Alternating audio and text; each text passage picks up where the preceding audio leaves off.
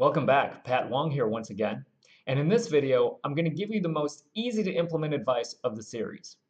These are the dietary changes that made the biggest impact when I was going from 220 pounds to 155. The first one is to eat on a schedule and eat every 2 to 4 hours while you're awake. To find out why, let's look at what most people are currently doing and the conventional advice. They're eating 2 to 3 times a day. And why is this not a good solution? Well, think on how our ancestors lived. Think on the caveman.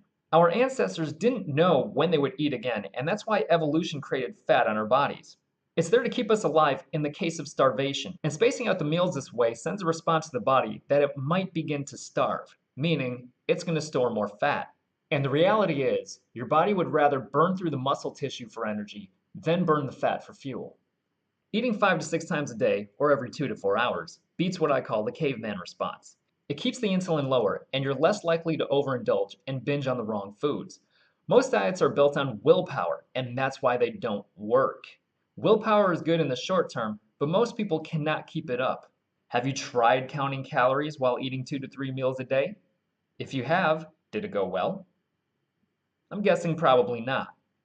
But how much willpower do you need if you're not even hungry? Get the point? As counterintuitive as it seems, feeling full by being full more frequently will cause you to lose weight. You can either do this by having your 3 square meals a day with healthy snacks in between, or you could just divide your regular 3 meals a day into 5 to 6 pieces. Next, and this is an important one in general, lower your intake of processed foods. This one, generally speaking, could be the most important one here. Think again on your ancestors. Did our genes evolve in conditions where food came in a box or in a can? No. So why should we be surprised if our bodies cannot handle this recent phenomenon of boxed foods when it took millions of years of adaptation for nature to create our bodies?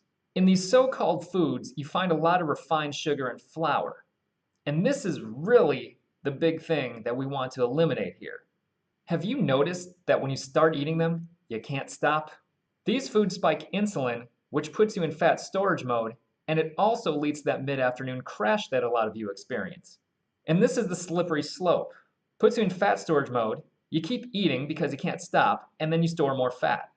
Part of the reason why you can't stop eating these foods is because they are addictive. The pure combination of high sugar and high fat are enough to make it addicting. Once again, going back to nature, when you think about it, most foods don't have both high fat and high sugar content, do they?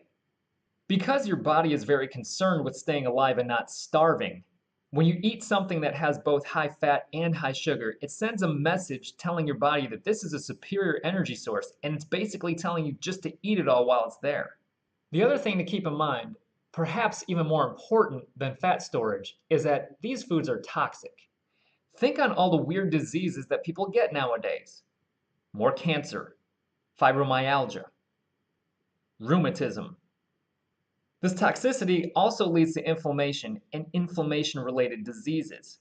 The body just doesn't know how to handle these so-called foods. You may think it would be difficult to go without the processed foods, especially the carbs, if you've gotten used to them, but it's actually pretty simple. Focus on proteins first. Proteins are heavy and they fill you up fast. You're going to be less likely to want to move on to other foods. Just remember though, have your vegetables because you need the fiber and the vitamins. All right, so next concept. Some are going to love this one. Eat more fat. I know, sounds counterintuitive, but let me explain. It triggers leptin, which is the hormone that tells your body that it's full. Eating more fat also primes the body to burn fat. Yes, that's right. Eat more fat to burn more fat. Leptin, the same hormone that tells your body that it's full, also helps you burn fat. The high-fat principle is one of the main components of the keto diet. That seems to be the rage nowadays. So to conclude, this video could be the most important one in the series. Think about it. You may work out for a few hours a week, but you eat a few times a day every day, don't you? Eating better is what will give you the best fat loss results. But I also want to stress, this is not just a diet. This is a lifestyle change. If you want to stay lean in the long term, you're going to have to implement these for the long term. This is Pat Wong once again.